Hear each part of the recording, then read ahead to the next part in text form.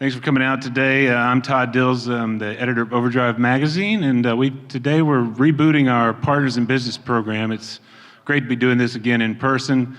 It's been probably since 2019 since we had a session like this at a truck show, and we've been doing some of this virtually. We've been keeping the program up, but haven't been able to do it in person. So thanks for everybody for being in the room with us, and it's gonna be a lot of fun. We've got a couple of presenters here today. Mike hosted with ATBS, which is our partner on the Partners in Business program. And ATBS is a owner-operator business services firm. They have a lot of tax specialists, business consultants. I think you guys do the taxes for upward of how many owner-operators at this point? Over 20,000. Okay. So from that, they've got a lot of data that we're going to see here in Mike's presentation, and you're going to be seeing a lot of numbers, a lot of averages. Difficult to know quite what to do with those sometimes, but I think Gary's going to tee that up for us just in a second. Before we get there, though, I did want to note that the Partners in Business program is anchored by a book, which is Owner-Operator Business Manual.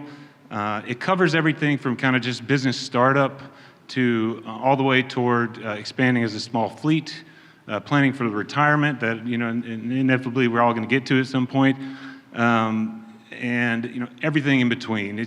Gary once said to me, he sort of characterized this program as that old saying, I've got 99 problems, but X is not one of them. When a lot of people, a lot of company drivers get into business as an owner-operator, they don't really, they know everything there is, well, not everything. We learn something new every day, right? But they know a lot about driving. So they don't have a problem with driving, but it's those 99 other things that we all need help with, and that's what Partners in Business is all about. From taxes to planning to compliance and the ever-changing regulatory landscape and everything else. So Gary Buchs is Overdrive Extra contributor. He writes for us on a routine basis, a lot of different topics. He's a longtime owner-operator, retired from the road a couple years early, just a couple of years ago, and has taken a more active role with Overdrive, as well as with a group of other owner-operators for whom he serves as a business coach. And anyway, Gary, why don't you tee up this discussion for us? Sure. It's such a pleasure to be with Mike, the ATBS, and have them have the confidence to be part of their program. 99 other problems. We don't know what we don't know. And it's in constant motion, and it's constant changing because of the environment, politics, life in general. And when we look forward to the changes in our life, we make those transitions from becoming a company driver to a lease or to an owner. So many dynamics change, and you have to change your mindset. You have to kind of retrain yourself and recognize that being a company driver does not train you to be a business owner. So we're going to talk about that. We're going to talk about the business side. We're going to talk about how to manage yourself I'm going to hopefully talk a little bit about manage yourself as your own employee, because if you drive for yourself, you are your employee. And how are you going to manage that and pay yourself? Is your earnings just going to be your paycheck? How are you going to budget that? You need to have a plan. So we'll touch on some of those things as much as we can. So let's take it away, Mike. All right, sounds good. Thanks, Gary. And thanks everybody for being here. Really appreciate it. As Todd said, I work for ATBS, American Truck Business Services. And so we are a back office for over 20,000 independent contractors. So we do all the fun stuff, bookkeeping, taxes, compliance, stuff like that. But really our goal is we have business consultants there to help business owners like yourselves make good decisions and make them towards the business. A lot of people look at a paycheck and they determine that's what their business is. That's how they determine the success of their business. But that's not what it is. And so really, our goal is to help our clients not only stay compliant with the IRS and all that fun stuff, but to help them become better business people. Because without our clients, we don't exist. So if we can make owner-operators more profitable, smarter about how they run their business, and things like that, then we're all going to be successful together. So it's really a partnership between us and our clients to drive success, to make sure you're making the most money you can and making the best decisions you can based on current circumstances. And what I'll tell you right away is owner-operators are making the most money they've ever made. Rates are great, but the other thing you all know well is it's the hardest it's ever been to do it. Costs are through the roof, maintenance issues, fuel's going up like crazy. So it's been a tough time, Rates are great for sure, but when hurdles happen, they're very hard to overcome right now. So we'll kind of talk about some ideas on what you need to be thinking about and all that stuff.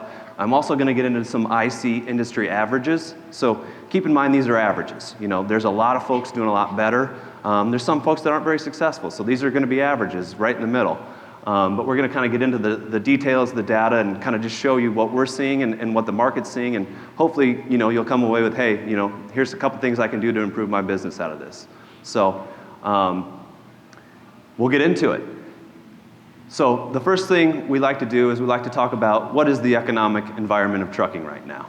And we all know it's been a very good last almost 2 years now. Coming out of the pandemic, trucking is the best that it's ever been. And so we're going to look at a couple metrics that kind of prove that and talk through that to set the stage for what we want to get into. So first off, we'd like to talk about, this is truckstop.com's index for freight. And so this is the spot market, a good view of what we're seeing in the spot market. Now, I know it's changed a lot in the last couple weeks, and we'll talk about that. But this just shows us the break-even over time. And so if you look on the left here, this is the ratio of the number of loads on truckstop.com per one truck looking for a load. And so what we're seeing, and this is as of February, we're seeing 183 loads per one truck looking for a load in the spot market, which is an unprecedented level. If you look through history here, generally speaking, we hovered around 20, 25. Things got really good in 2018. We were up to 70 loads per truck. Coming out of the pandemic, we've gone up over 200, and we've kind of leveled off at 183 with an average rate of $3 per mile in the spot market. So it's the best we've ever seen this. And generally speaking, when the spot market's this good, it only lasts 6, maybe 9 months. But we're going on almost 2 years and counting with very little end in sight. Now I know over the last couple weeks, we have seen it drop. Right now we're sitting at about 150 loads per one truck. And rates have gone down, what'd you say? 10 cents, 20 cents? It's so variable by region and so on. And so it's not a lot, and it's very individual as the individual owner and your load selection is different. But on averages, I'd say from the numbers I'm seeing 20 cents maybe. The point I'd like to make real quick is decision making gets harder sometimes when those numbers go up. You have to establish a new mindset. Because when you're dealing with, if you look at your normal load selection when it's down here and your normal radius, you may be looking at 40, 50 loads, maybe 100, depending on where you're at. But when you get over here and you start looking at 500 load options, you have to have a mindset and a process you develop to sort that. You don't want to limit the data. You want to let your brain. So that's part of what you have to develop. And if you need help with that, that's the kind of thing that we help coach through. There's not time today to go into the details, but keep that in mind. Lots more opportunity, but you have to learn how to manage that opportunity. Thanks, Gary. Good point. So that was the spot market. That's what we're seeing in the spot market, people on their own authority, things like that. This is a different index. This is called the Cass Freight Index. So this is going to be through major shippers, major carriers, and things like that. So it's just a different view. That was the spot market. This is going to be contract rates. And so, what we see here is in 2020, when the pandemic hit, this is the number of shipments. We went to an all-time low during the pandemic. And then coming out of the pandemic, we went to all-time highs in terms of number of shipments. And so this is just, again, kind of reiterating the fact that since the pandemic, freight's the best it's ever been, and it continues to be to this day. So that's shipments. Next is expenditures. Same index, but this is expenditures. And so again, coming out of the pandemic, you can see during the pandemic and in 2019, I'm sure you all remember 2019 was not a great year, but then coming out of the pandemic, we are seeing an all-time high in expenditures. And so what that means is rates to you all. Rates are the highest that they've ever been and continue to be, even with the recent drop. So this is just a combination of the two. And if you see here, shipments and expenditures, we're off the charts. And so really what we're illustrating here is not only in the spot market, but with major shippers and fleets and things like that, freight's the best it's ever been. So it's just a really good time to be an owner-operator, and why we've seen a big migration, which we'll get to here in a second. So, myself and then the owners of ATBS, we've been out traveling to major motor carriers the last 4 or 5 weeks, talking to them about what they're seeing, indications of the market and things like that. And so this is just kind of some anecdotes about what we're hearing from major motor carriers, just so you can stay informed on what they're thinking too. And so freight is still very, very strong. It's the strongest it's ever been. Generally speaking, Q1 is a very tough time for freight, and we didn't see a slowdown hardly at all this year. So that just shows us the strength of the market right now. A lot of the fleets that pay by the mile, they had to increase their pay rates 2 or 3 times last year, and they're going to have to keep increasing them due to rates right now, just to stay competitive and have any chance of bringing you all on. Every fleet has told us they would hire every single driver they could. But equipment shortages is actually the #1 hurdle right now in terms of being able to bring folks on and run freight for them. And then, last thing I'll say is they all said good drivers were pretty much impossible to find, at the beginning of 2021. It has gotten a little bit better, but, equipment's still an issue. And so a good driver, how do you define a good driver? 2 thoughts come to mind here. How many here, just quick raise of a hand, you may have thought about hiring a driver, or you're presently trying to hire a driver? Having any success? Anyone having success? Okay. Because you knew the individual, or because you are close enough to the management? I'm going to guess that when you're smaller, you can get more intimate. The other part is, and I asked Mike this earlier when we were preparing, let's define good drivers. When companies talk about what's a good driver? A good driver is a safe driver, and a good driver is one that operates their business in the proper fashion. Because if you are a lease operator or a company driver, if you're a lease operator, you're not profitable for that fleet, you're not going to stay in business or at that fleet. The best retention that a company has for lease operators is they want to increase your profit. You got to stop thinking gross dollars, because if you ask people, they all like to talk about gross. We all love to talk about gross, but we got to start thinking profit, pay and profit after we pay all the bills. Yep, good call. So that's just, again, some anecdotes about what carriers are telling us right now. And again, it just sets the stage that it's a driver's market. There's money to be made out there, and fleets know it, you all know it. So it's just a good time to be an owner-operator right now. We also asked our partner carriers, the big carriers out there, how long do you think this market's going to stay good? And if you look at the 2 graphs on the right here, the majority of them think through the end of 2022, but even more think beyond the end of 2022. So these major fleets, they've got their hand on the pulse here, and they know what's going on. And the vast majority of them think it's going to be good through at least this year, probably well into next year. So really good news for everybody, There's a lot of people that are really teetering on thinking there's going to be a collapse. When we say that, I think there are probably people in this audience go, man, I have trouble believing that. I feel like we're on the edge of the cliff or whatever. What will prevent that from happening probably, and we talked earlier, shortage of equipment, shortage of drivers, shortage of good drivers, the ability to get repaired and so on. So capacity, older drivers are going to be retiring if the market starts dropping at a faster rate, I believe. So I think that, yes, there's going to be some shifts, there's always is, but I think the outlook is much better than a lot of people may think. Yep, I agree, and kind of like you alluded to, generally speaking, when freight's this good, companies go out and they buy as many trucks as they can, they hire as many drivers as they can, and they flood the market with capacity. Well, they can't do any of that. So generally speaking, we shoot ourselves in the foot when things get good because we flood the market.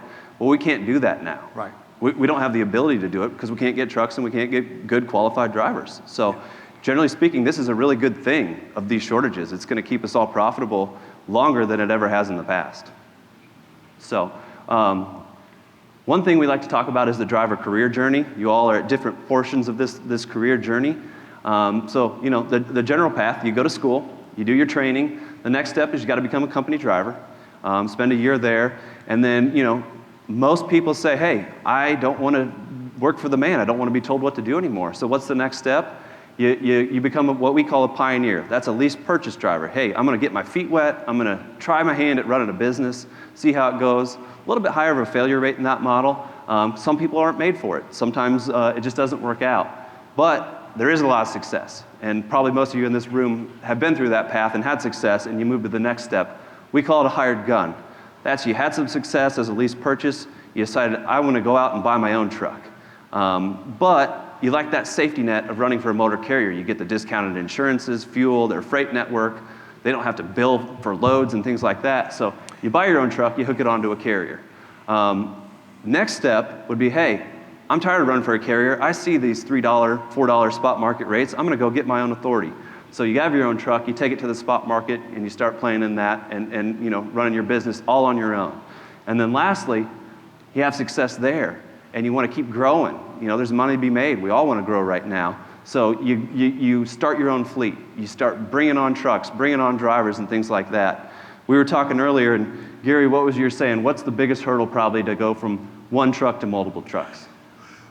It's learning to manage people and not trucking.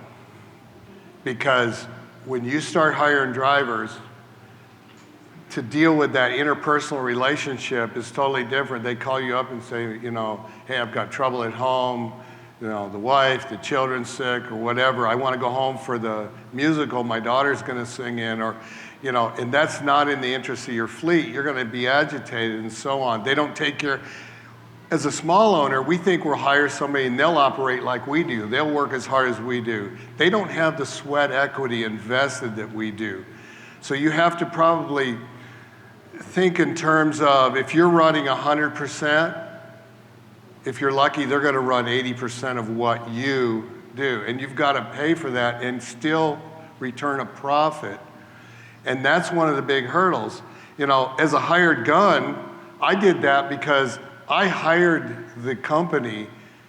I didn't lease to somebody. I didn't work for somebody as an employee. I considered that lease. I was hiring them to do all the back office work, collection, safety, compliance, support that I needed. And they took that pressure. So I could focus on what I did best and hire the best to do the rest. Yep, makes sense.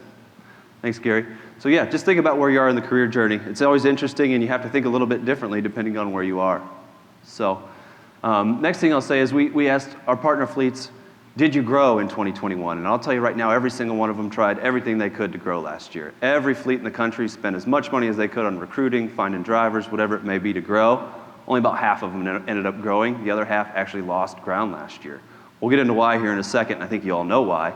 But I just found that very interesting. So for us, it's always interesting to figure out how many owner-operators are out there right now. And there's no, count that says, here's how many drivers or owner-operators, businesses there are. There's no way to just go find that out. So what we know is there's an estimated 3 million CDL holders in the US, which is amazing. That's just less than 1% of the population is a truck driver.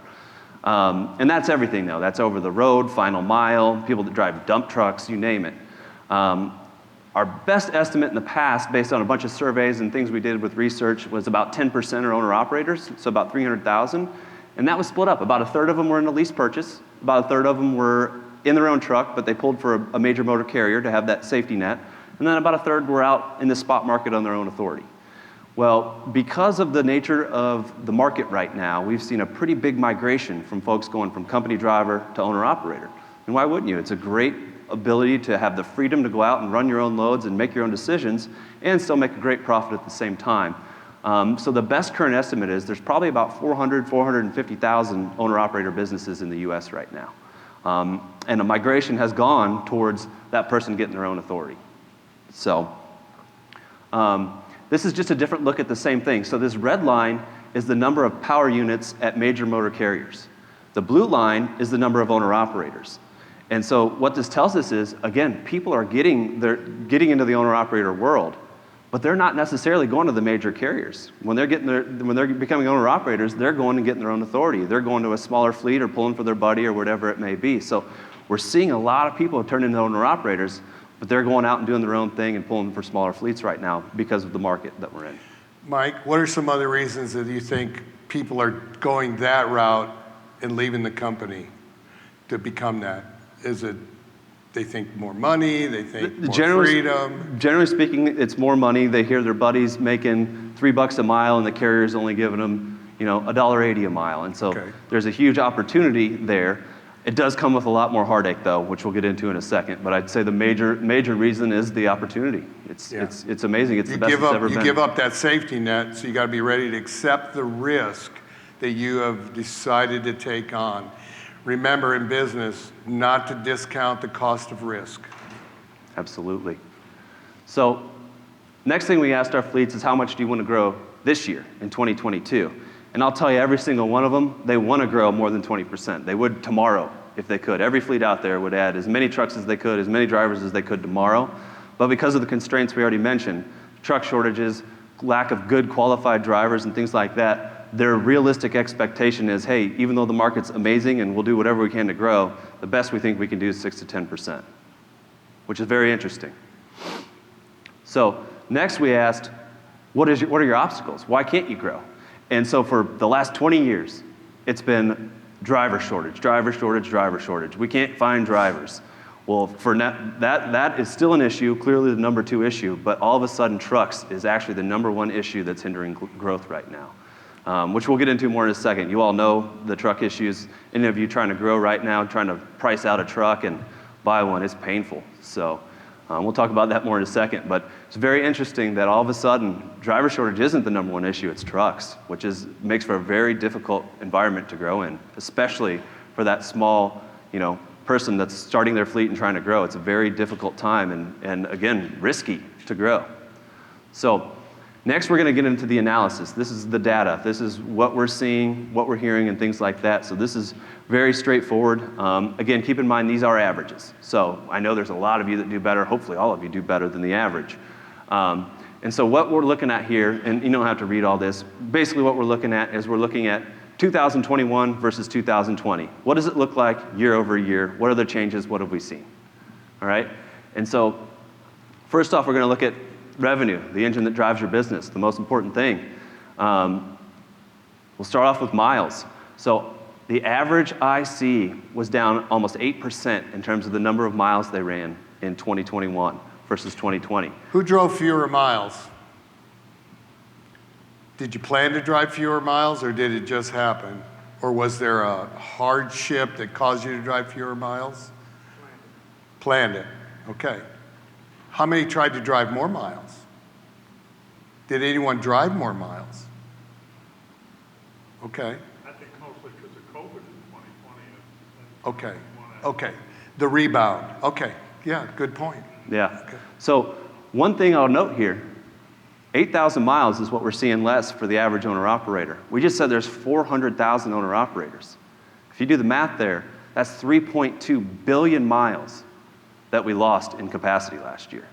So not only do we not have enough trucks, not only do we not have enough good qualified drivers, but then we just lost 3.2 billion miles because people didn't want to run as much last year. They didn't have to because rates were so good.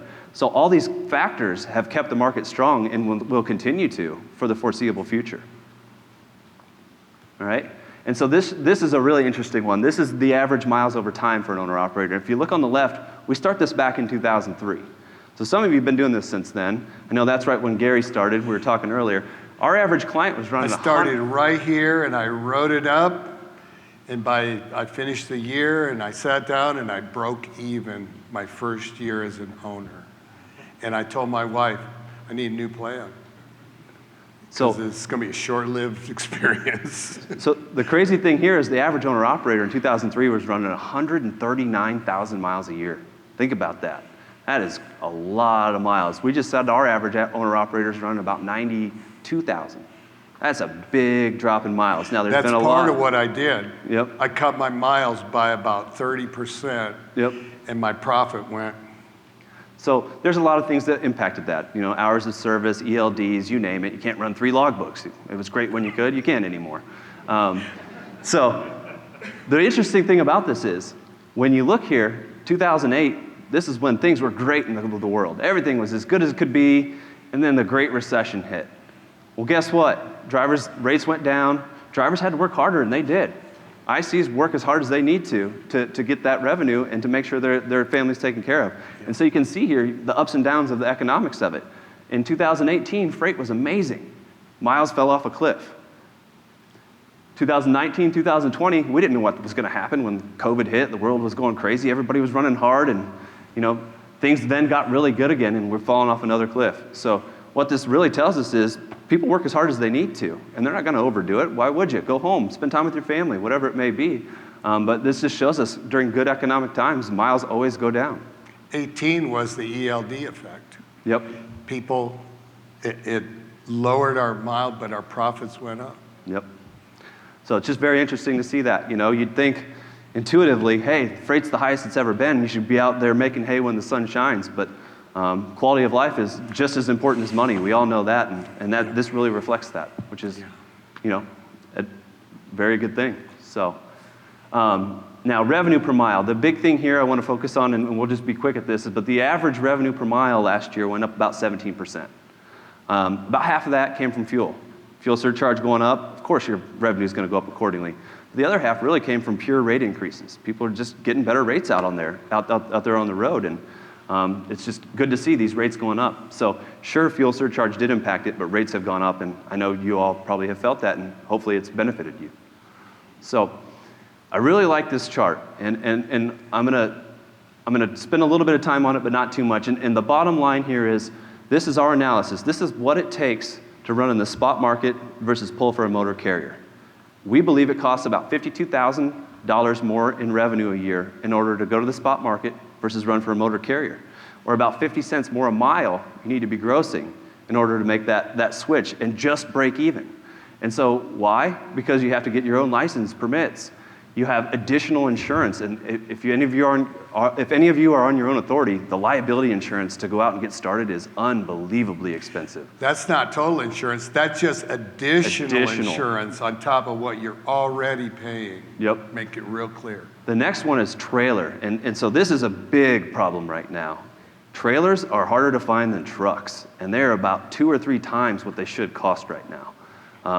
And so that's what we tell our clients. When you're going out to get your own authority, go vet a trailer and see if you can find one first, because it doesn't do you any good to go through all this if you can't find a trailer. But realistically, that trailer cost is probably really low, and that's an annual cost, not a total cost. But I've seen used trailers for $70,000. I mean, it's outrageous right now. So, not only is it difficult, but it is hard and expensive to go get it. And then the big piece, I'll let you talk through. This operational loss, the loss when you're broke down, what's it cost you an hour when you're sitting between loads if you can't drop and hook? But if you're down for 2 weeks, what's it going to cost you? How are you going to pay yourself? And so on. So that adds up in a bigger hurry than people realize, and often that's why they fail. But I want to help, and I just realized this when we reviewed earlier, I didn't catch it. These are all fixed cost. If you can't run and you own all that stuff, your own authority, that's all fixed costs. That's not going away. If you don't move, you still got to pay the bill. Additional cost. Keep that in mind. Yep. So I would say this is a minimum, probably a bare minimum. Generally speaking, it's probably you need about $40,000 up front to make that switch from a carrier, and then you need to make an additional $50,000 in revenue over that just to break even. With all those different hurdles you have to face. So it's a really good number to know. Now, it's not set in stone, and you have to do your own math and work through it, but it's a good starting point, to say the least. And so next, we'll look at it. This is a tightened view. So this is since the beginning of 2020. Does it make sense to run in the spot market, or does it make sense to run for an average motor carrier? Now, I will tell you there's a lot of motor carriers that are far above average. Sure. But this red line here shows us, hey, that's the break even. So when the pandemic was roaring, the spot market fell apart quickly. But coming out of the pandemic, and once that stopped, we have seen all-time highs in that. And so really the big picture here is that black line shows us, hey, if you're in the spot market right now, you can make about $120,000 more in revenue. And it only costs us $50,000 more to get there. So that net good is about $70,000 more you could make in the spot market versus the average motor carrier. I will also say this isn't for everybody. You know, billing for freight, collecting money, things like that is hard. So if you don't want to go through all that, you know, think about it. There are a lot of good carriers you can hook onto and do just as well, and this is a difficult way to do it, especially with the constraints right now. I'd like to mention here, I talked about risk. The way I managed and I help people learn, part of the management of what freight you haul and select, contract, direct versus spot. You see all these high spots, you're like, man, I just can't afford to give that up. But a good strategy would have to be a balanced approach. Think about an investment portfolio. You want to have those things that are kind of foundations, like we talked about, set in stone more. So you got those contract rates that are profitable. They're a little less profitable per mile, but then you can take advantage on some loads to fill in between with those spots. So you're not dedicated where you're locked in 100%, but you balance it out, just like an investment portfolio. So you have some higher risk with the spot, less risk, but both profitable. Good point. So next thing I'll talk about is when we asked our fleets how they pay their drivers. They're independent contractors, and 60% of them now pay in a percentage model, 40% pay in a pay per mile model. I would say 2 years ago, this would have been flip-flopped. You all are smart, and you know if you're getting paid by the mile and rates are going up the way they are, that's not fair. You want to get that percentage base. You want to get that higher rate. So we've seen a mass switch with motor carriers going to the percentage model because they can't attract drivers or retain drivers if they have that pay per mile rate. And the mileage fleets, as I said, are increasing those rates on a consistent basis. Fast forward or rewind 5 years ago, and this is probably 80% paid mileage and 20% paid percent of revenue. But due to market conditions, fleets are switching because they need you all's help, and they want to make sure it's compensated fairly. Keep in mind when you talk percentages and you hear these numbers all over the place, oh, this fleet plays 80%, 85%, some 90, some 65. Percent of what? And what services are you hiring or receiving for that percentage you're paying? You have to measure that. Everybody thinks company takes 30%, that boy, that's 30% profit. No. If you look into those companies, they have about a 4%, 3 to 4% profit in their revenue. That's it. That's a good point. There's a lot of fleets that pay 65, 70% that their drivers make way more money than the ones you hear paying 88%. I mean, It's not even close. Percent of what? Yep, you got to really vet it out and understand what it is. That percent number does not matter. It's the bottom line and what happens at the end. Yep. So, great point. So next thing we asked is, do you plan on giving a pay increase this year if you're a pay per mile? Now keep in mind 60% were percent of revenue, so they don't care. They're not going to give a rate increase. That tells me the rest of them, the pay per mile fleets, are going to be giving rate increases this year. Next, when are you going to do it? And so again, that left bar, they're all percentage paying fleets. They don't care. They're not going to do it. That tells me that everybody that is a pay per mile fleet, they're going to give rate increases now, first and second quarter, because they got to continue to do that to keep up with the marketplace.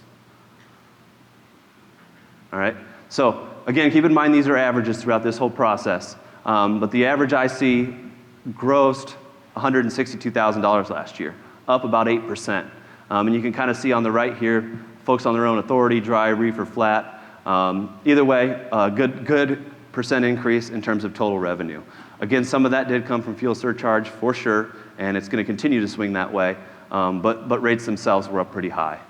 So that's kind of the picture on revenue. Let's talk about costs, because revenue's great, but controlling your costs is really where you can turn up your profit to new levels. So we'll talk about fixed costs and variable costs and kind of how they lay out here. But first thing I like to do is just kind of outline the big picture. And so fixed costs year over year, 2021 versus 2020, we're only up about 2% or $1,000. Not a huge increase, actually. The key here, though, and we're going to see this reflecting time and time again, is the cost per mile here on the right. We went from about 48 cents a mile to about 53 cents a mile in terms of fixed costs. So 5 cents a mile more just for those fixed costs. Next, variable costs. Now this one's fun. 17.3% year over year. Sure, some of that's fuel, but maintenance too. Maintenance has gone through the roof, and we'll get into that more. But again, if we look on the right here, we went from about 48 cents a mile to about 63 cents a mile. 15 cents a mile it costs for your variable costs more year over year. That is huge. And then when we sum it up, the average IC, it costs you $10,000 more to run your business in 2021 than it did versus 2020. And again, 20 cents a mile more to operate the average truck right now, year over year. That is a huge jump in terms of cost per mile. Huge, huge. So as I mentioned, things are great, but it is difficult and it's expensive, and you really have to be a good business owner to do this right. So just a very noteworthy thing. So I'd like to add in here, think about fixed cost as time and materials here. You got your fixed cost. You don't run, you still got to pay it. You want to take 2 weeks off, you still got to pay that bill. You got to make that up somewhere. Yeah, you equate it back to miles in the end, that's fine, but that'll drive up the mile cost when you take that off. Variable costs are miles. Actually, variable costs are the easiest, because if you're not moving the truck, you're not paying it. So time, materials, fixed cost, fuel, tires, everything else when you move the truck. definitely. So fuel costs year over year, 33% increase. And keep in mind, this is as of the end of December 2021. So next time we get together and do this, who knows where it's going to be. But that is a huge jump year over year, and we've gone way up since then. So we're going to spend some time on fuel here in a second. It's y'all's biggest cost by far, but it's also the one you can control the most. So this is really cool. We track our clients' fuel mileage over time. So we started back in 2003, and what I want to do is I want to zoom in here on the COVID times. And I know you all experienced this, and you all know this, but it's just really cool to see. So prior to COVID, 2019, fuel mileage averaging 6.5, a little over that maybe. And then the world shut down, and fuel mileage went through the roof. Why? Lack of congestion. You all probably remember it very well and are upset that it's not there anymore, but the lack of congestion, yes, exactly. The lack of congestion caused us to get the best fuel mileage we've ever had in trucking. It was amazing. And then coming out of it, winter months, of course, it goes down. We've got winter blend fuels, we've got increased idle time, things like that. And we've kind of leveled off again here at the end of 2021, where people are going back to work, commuting, sitting in traffic. I know it's worse for me now than it's ever been, and you all experience it way more than any of the rest of us. So very interesting to see. But the key note here is, fuel has gone up so much that we really have to start focusing on that again. Last year, fuel wasn't that bad, and we could just generate revenue. Well, now we can still generate revenue, but with the cost of fuel, we've got to find that balance. We've got to get that right fuel mileage versus the right revenue generation to be the most profitable we can be. So again, last year it was different. Now we have to start factoring fuel back into the equation again and really start focusing on it, because it's really high and it costs a lot of money to fill those tanks. So this just illustrates it again. Gold bar is 2020, the black bar is 2021. We lost fuel mileage downward in every single segment of trucking. So again, it's due to the congestion and also just people's general habits. People are driving faster. Yep. Oh my gosh. You see company trucks getting turned up like crazy because these carriers want to get those miles. They want to get the loads hauled. I think that's going to start to shift back the other way because of the current situation we're in. So what's next? Revenue versus fuel. We know we went up 11,500 in revenue, but it cost us 8,600 more in fuel to get there. So sure, revenue's up, but so are the costs, and we already talked about that, but it just kind of illustrates, hey, it's a big deal. It's going to continue to be more. And this is really busy. What I want you to focus on here is the average IC, even though they made 11,500 more in revenue, after that fuel takeout, they only profited about 3,000 more. That's tough. When things are so good, you'd like to see that profit skyrocket, but it's really hard to get there, and you got to manage your business right. So. And did that extra risk, was there risk involved with behavior, driving speeds, and so on? Yep. That risk is a high cost. Don't forget that. So what's going on in fuel, and we can argue about this, make it political, whatever you want to do. Bottom line is it's a commodity. Oil is a commodity, and it's all based on supply and demand. So why is it so high? There's a whole bunch of factors. First of all, we cut production when COVID happened. We didn't need fuel. We didn't need any of that stuff to happen because no one was driving. They were literally giving oil away. They couldn't give it away when that all happened. And so what did that do? That cut our production like crazy. We stopped doing exploration. We stopped production. We did a lot of things, and we haven't returned to that pre-COVID production level yet. So our supply is short. The Bureau of Labor and Statistics issues year-end inflation ratings, and oil and fuel were up 43.6%, the highest inflation rate of any commodity in the US year over year. The loosening COVID restrictions have people traveling again. People are driving to work. People are flying for work. People are going on vacation. All this is causing a tighter push on fuel because more people are using oil to get to what they need to do. And then lastly, again, no politics in this, the crisis in Ukraine has caused fuel to skyrocket. We don't get much oil from Russia, but other countries do. And so when they cut that off, now they're grabbing from the same supply we do. So all these factors combined have caused fuel to just skyrocket at an unbelievable pace with all this happening at one time. Remember, oil is a commodity traded on paper. Great influence upon what the prices are. Anybody here who's been involved in farming and so on, just like grains, livestock, and so on. So it's not wholly just to think about how much volume of oil. The paper influence of traders has a great effect on what you're going to end up paying for fuel. Okay. Absolutely. So real quick, and you don't have to read the details on this, but the fuel surcharge, what is it? The fuel surcharge actually came about after Hurricane Katrina in 2005. And so all it is a mechanism to balance the fluctuation in cost of fuel. And I just put a very generic formula up here. Every shipper, every carrier, everybody has a little bit different calculation. So this isn't like, hey, this is how it works. It's very similar and generally very similar calculations. The big thing you need to know here is, what is the basis of what freight you're pulling in? So on this one, it's 6.5 miles per gallon. That's pretty common. That's generally what we see is about 6.5 miles per gallon.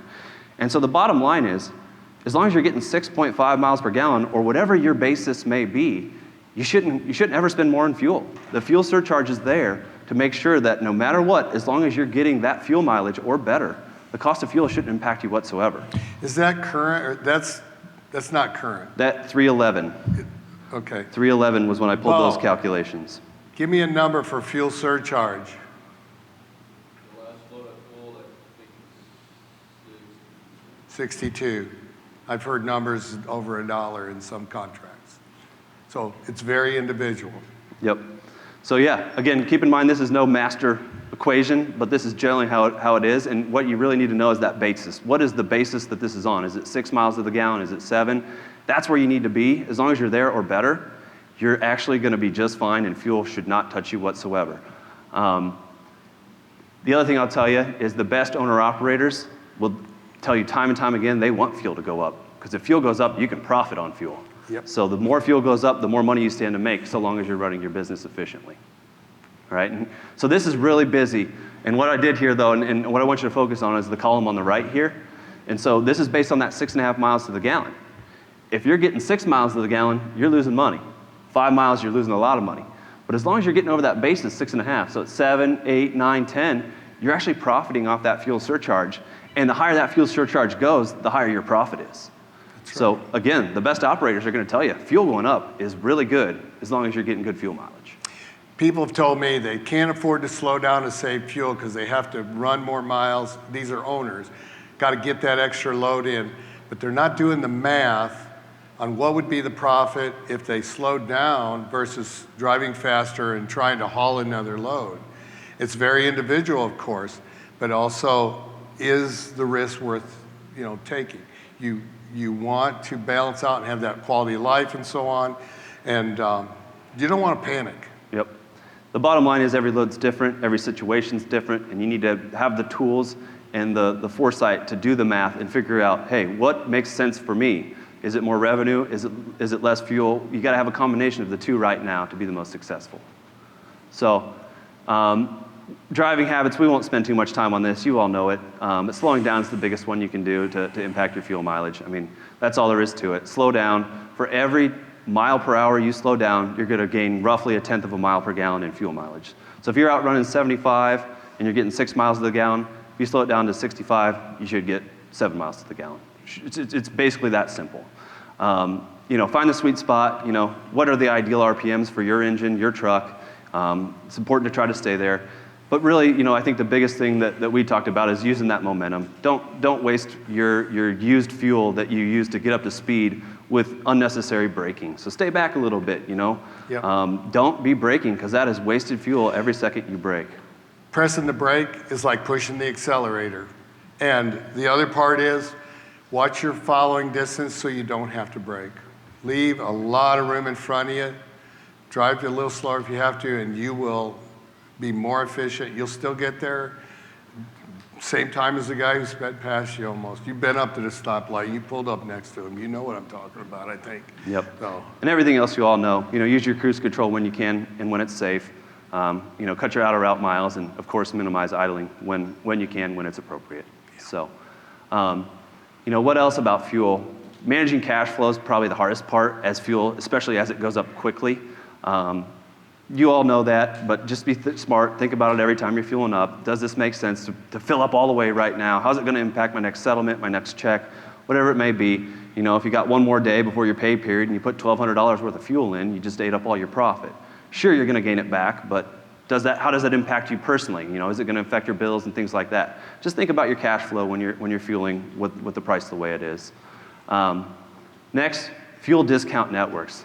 There's some amazing ones out there, and a lot of carriers pass those fuel discounts on to their drivers, their ICs. I know a lot of carriers giving 40 cents a mile fuel discounts, or 40 cents a gallon, I apologize, fuel discounts. So use those. You know, they're passing them on to you. You can ask questions. You can figure out if it's the right program, but generally speaking, major carriers do that. If you're not in a carrier, there's a lot of really good fuel cards out there giving huge discounts right now. So take advantage of them. Make sure you're getting everything you can out of this right now and using the tools available. A lot of them are free. So just go out there and get those discount networks and use them. If you're not in a fleet and you got to do your own, get your own card, it's pretty easy to find one 20, 25 cents off. But the other part is search for fuel prices. It may be that smaller station, not the big truck stop, where you can buy fuel often for 40, 50 cents lower on the pump. Yep. Than the big truck stop, because the big truck stops are pricing based in on that big discount they give the fleet of 70 to 90 cents. And there's plenty of apps out there. I'm sure you all use them. Plenty of apps out there. And if you don't have them, go get them right away. They'll help you. Gas Buddy is a great one. It is. Oh my gosh, I use that when I drive all the time. Yep. And then the last thing is optimizers. Fleets have spent millions and millions and millions of dollars to get these fuel optimization networks built for their company drivers so that they can save money. And most of the time, they give it to the owner-operators as a value-added tool. So, you know, I always hear drivers saying, you know, they're doing this to take money from me. They're not. They're giving you their best technology, generally speaking, to help you. And so they're going to help you find not only the best price, but they factor in things like fuel tax that are pretty complicated and hard to think about. And so those fuel optimizer networks, they're not just talking about the price, they're talking about the taxes and everything to get you to the lowest bottom line. Yep. So if you're not with a fleet, there's apps that do it too. Fuel cost is really without your IFTA. Subtract your IFTA and compare it state to state, even within the state. That's what you want to know. There's a few states where it's a little bit different, but that many maybe. But generally, subtract the fuel, subtract the taxes, buy the cheapest fuel. The other thing I'll tell you is we do a lot of research on this for our clients. So if you go to our website, atbs.com, and just search in the top fuel, there's like 50 articles, very recent, about fuel apps, about optimization, about how the fuel tax works state by state and things like that. So there's resources out there to help you really dig down into the weeds of this and make sure you really grasp it and are utilizing yourself the best way you can. So bottom line is fuel's going up. We all know it. It's going up. It's gone up quickly. Seemed to have flattened off for a bit. We'll see what happens. But really what this means is you just have to adjust how you do business. As I said last year, you ran as fast as you could, generated as much revenue as you could, but you got to find that balance again. Rates are still at all-time highs. Even if we factor in the last couple-week dip, we're still way above where we ever were before the COVID pandemic. So the spot market, even though it's dipped, it's still the best it's ever been prior to 2020. So things are still really, really, really good, even though it's dipped a little bit. But the bottom line here is if we look at a 100,000-mile example, at 6 miles to the gallon, you're going to spend $80,000 on fuel. And this is based on 485 fuel, so this might be a couple weeks old. generally speaking, it's the concept we're looking at. If you go from 6 to 7 miles to the gallon, your cost went down $11,600 in fuel. And every dollar you save, you get to keep. So, for every dollar you generate in revenue, you got costs. You gotta give up 55 cents a mile to get that profit out of there. But every dollar you save, you get to keep. So if you go from 6 to 8 miles to the gallon, you save $20,000 in your pocket. That's like 3 months worth of work, 2-3 months worth of work. So efficiency is very important. Again, there is a balance, but this just illustrates, hey, that fuel mileage is more important than it's ever been. How do you nudge yourself mentally to do this? Write those numbers down, 11,000, 20,000, 5,000. Then right next to it, what could you do at the end of the year with an extra $5,000? Would it be a nice vacation? Would it be the contribution to your Roth IRA or to your other investment portfolio? Could it be an improvement in home or business? What can you do with that asset? And write that down. That will give you the mental nudge to follow through. And don't just write it down and forget it, but writing it down makes it real. That's right. Good point, Gary. So, just touch real quick on this. This is truck payments over time. Back when we started doing this in 2003, average truck payment was about $1,750. Through all the different regulations, clean air quality things, truck payments continue to go up over time. But if you look here in December, our average client's truck payment has gone up over almost $2,800 a month right now. So truck payments are going to continue to go up just due to everything that's going on in the world, which we already talked about. I want to touch on, because I got clients all the way from paying $1,000+ a week lease to no payment. The young man paying $1,000 a week is the most profitable operator, and he'll probably clear profit-wise well over $100,000 this coming year. The reason is he has no maintenance. I mean, literally pennies for maintenance because of the way his lease is. So you want to look at the total cost of truck ownership operating, not just the truck payment. So don't just assume, oh, I can't afford that payment, or I'll be better off if I don't have a payment, because there are other factors involved. Absolutely. So truck shortage, why is this happening? There's a lot of reasons, just like everything else in the world right now, but new truck orders are a year out. If you wanted to buy a brand new truck, you have at least a year before you're going to get that truck if you went and placed an order today. At least a year. There's no discounts for bulk orders right now, at least very little. And carriers are taking trucks that aren't even finished right now. So there's not enough chips, so they're like, hey, we don't need that lane departure technology. It's not necessary. So just give us the chip later. We need it. So that's how short trucks are right now. The chip shortage we all know about, and there doesn't seem to be a real end in sight to this chip shortage from what we can tell and people we talk to. It's a really big deal, and it's causing production delays and things like that. Plants shut down in 2020, so we have a backlog where plants shut down and we're putting out new trucks. And then, as you all know, if you're trying to grow, used trucks are up 100% year over year, sometimes even higher. So, because of all this, because of the shortages, because of the lack of deliveries and things like that, fleets aren't selling off their old trucks that they had in the company fleet. They don't have the availability to. So all these factors have caused a big shortage of trucks and have caused prices to skyrocket and balloon and make it almost unaffordable. And you really have to balance out, does it make sense to buy a truck at this inflated price? Can you pay it back quick enough before a market turns? And if not, you're underwater and you're in a bad place. So you have to do all the math and see how quickly you can pay it off. So maintenance, this one made me feel crazy when I saw it. How is maintenance flat year over year? It's because we ran 8,000 less miles. Plain as day.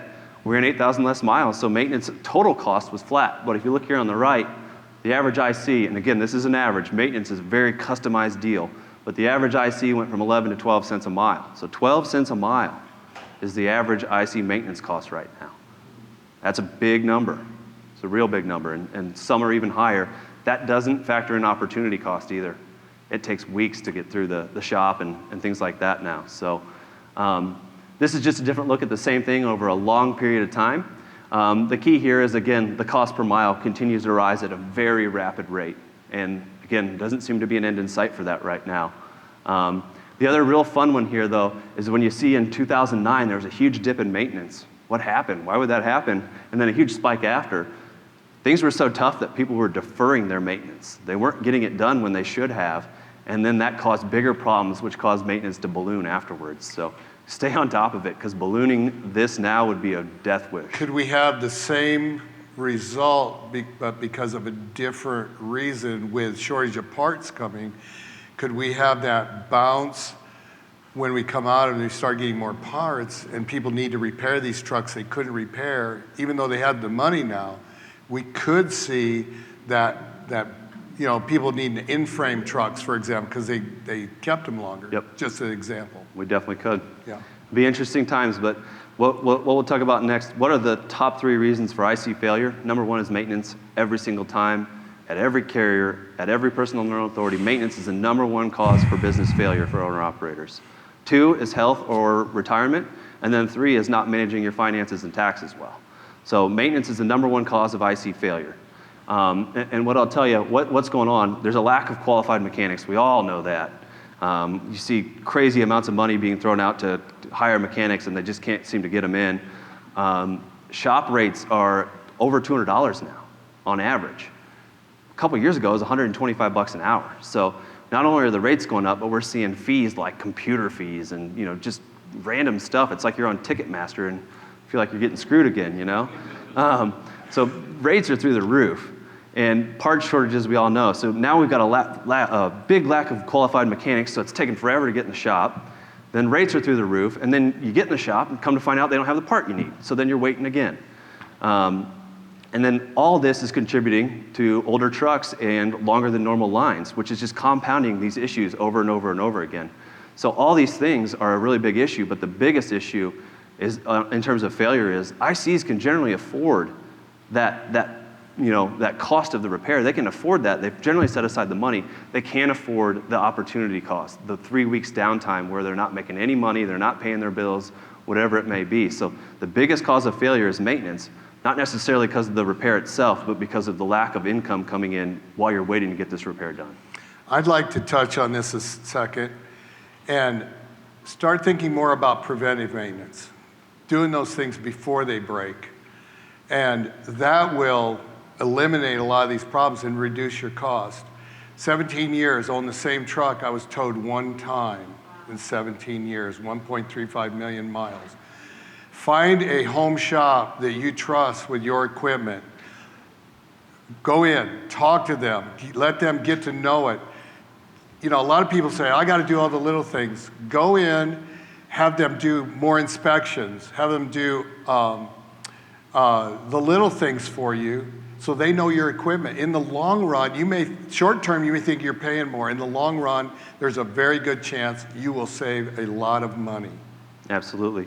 So have a customized plan, not only to cover the repairs of your truck, but to cover that downtime, because that's the biggest pain point. So make sure you're setting aside money. Things are good, set extra. When you I'm being told we got to speed up here. So when you do what I talked about, you can schedule that downtime when you're taking time off. They can do those things when you have scheduled downtime. Yep.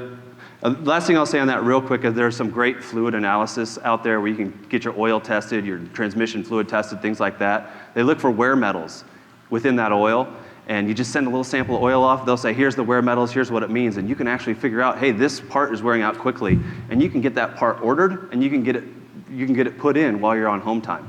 Now you've not lost that opportunity cost, and you haven't had that big repair bill waiting in line. So, quick, we got to go. We're running out of time, but net income was up only $3,000 for our average client, or 5%. About $71,000 is what our average IC made. So we thought that was going to be much higher, but again, business has become very hard to do. So it's just the nature of the business. And that $71,000 is Schedule C income, not a W-2 paying the employee. Correct. It's like your driver pay. Yep. So in the future, you need to start thinking about what am I going to pay myself as a driver and what's the return to my company. So big highlight here, net income per mile continues to go through the roof. We're at about 75 cents a mile for the average IC, many making much more. Cool slide here though, our drivers used to run 140,000 miles a year to make 47,000. We're now at 95,000 a year to make 71,000. And again, many are doing less miles and making more money. I'm sure most of you are. So ending it off here, the average IC made 72,000 last year. Top 10% of our clients made over 225,000 take home. Yeah. So there's a lot of money to be made. And the FMCSA graded 110 new operating authorities, 110,000 new operating authorities last year. So the American Dream's live.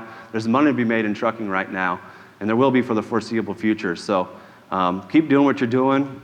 Think efficiently, run hard, and make hay while the sun's shining, because it's shining still, and now's the time to make money. It's not going to be like this forever.